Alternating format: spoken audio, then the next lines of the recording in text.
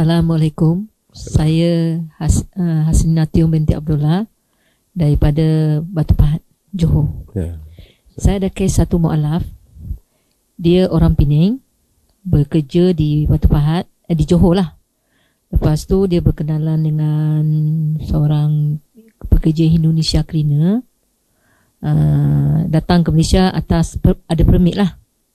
Tapi dia hamba Allah ni Chinese dari Penang. Dia berminat masuk Islam sebab melalui teman wanita Indonesia ni lah. Dia kenal dah 5 tahun. Jadi dia dalam masa PKP, dia tanya tentang Islam dengan saya apa semua. Dan dia masuk Islam. Syahadah masuk Islam. Sekarang sudah hampir 2 tahun.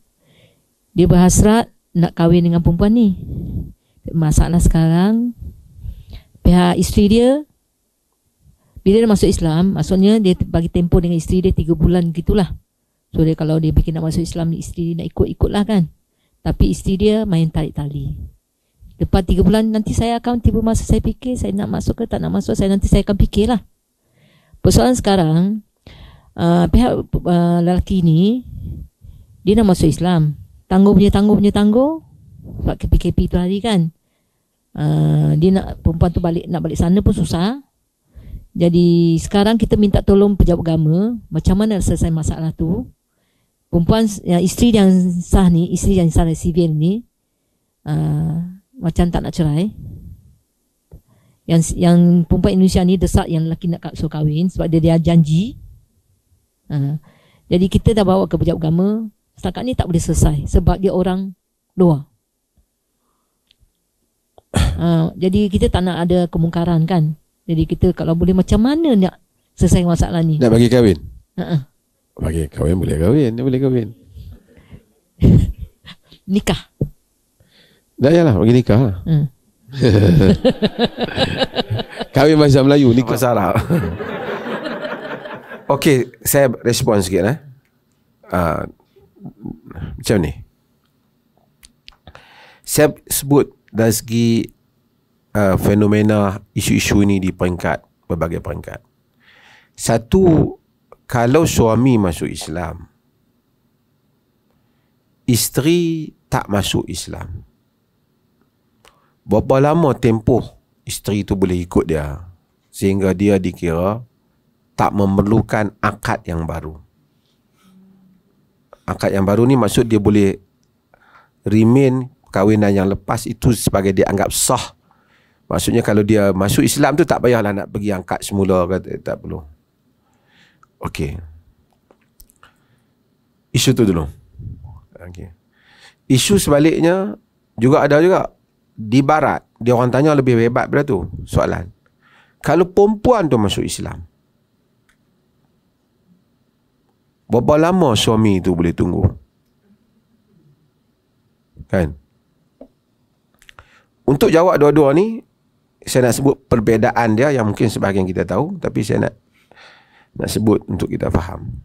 Pertama ialah, para ulama tidak timbul masalah jika lelaki tu masuk Islam. Lelaki tu masuk Islam, isteri dia kemudian mengikut dia masuk Islam di dalam tempoh iddah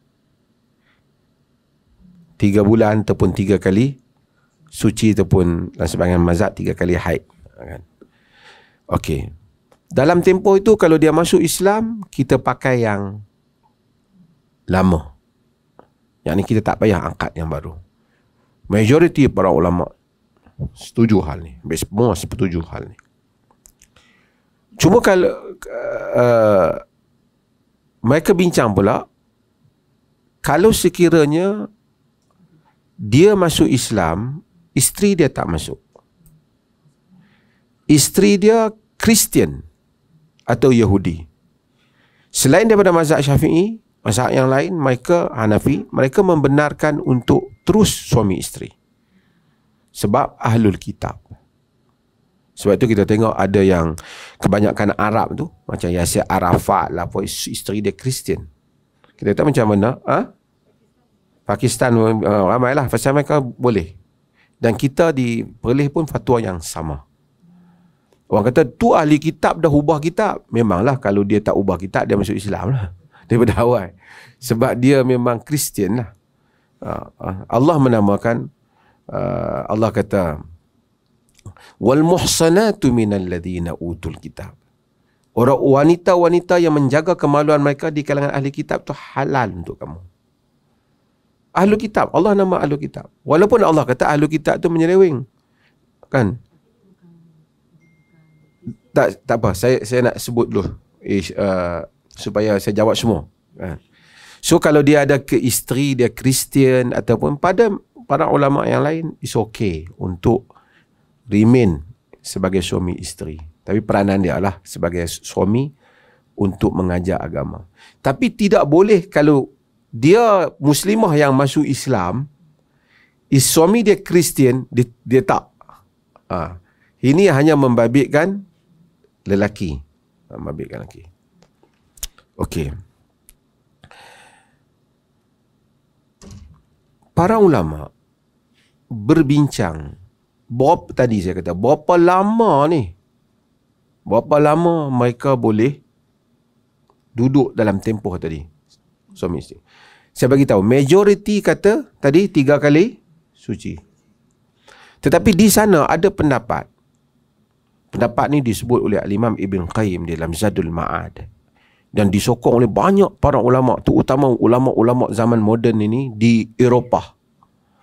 Dan dia kata perkahwinan itu terserah kepada tangan pihak yang masuk Islam tu. Kalau dia kata dia stop. Tapi kalau dia kata kekal, dia kekal. Cumanya dia tak berlaku persetubuhan apa. Tapi kalau dia datang patah balik nanti masuk Islam, kekal sebagai suami isteri. Saya tunjuk contoh yang lain. Kes lebih ketara kalau dia perempuan lah. Bila dia masuk Islam, suami dia tak mau masuk Islam. Dalam mazhab Hanafi pun disebut antara benda yang dia patut buat, dia kena piajak suami tu masuk Islam. Bukan senang, zaman sekarang berbeza. Saya nak sebut, ada seorang tokoh besar, dia sebut Faisal Maulawi, dia sebut benda ni. Kita ambil fenomena katalah di UK, Europe. Mereka ni macam romantik lah cinta-cinta ni. Walaupun Mak Saleh ni macam-macam ada kan. Masa dulu janji sehidup semati kan, forever sebagai suami isteri. Tiba-tiba isteri dia ni pergi jumpa orang, datang idea nak masuk Islam. Dan nak masuk Islam. Anak-anak ada. Adakah satu mesej yang bagus? Lepas dia masuk Islam, dia belah tinggal isteri lelaki dia. Lelaki dia cakap, where are you? Aku sekarang already Muslimah, aku tak boleh balik pada kau. Dia akan terkejut. Jadi satu perasaan kebangkitan yang dahsyat pada dia. Ataupun macam mana?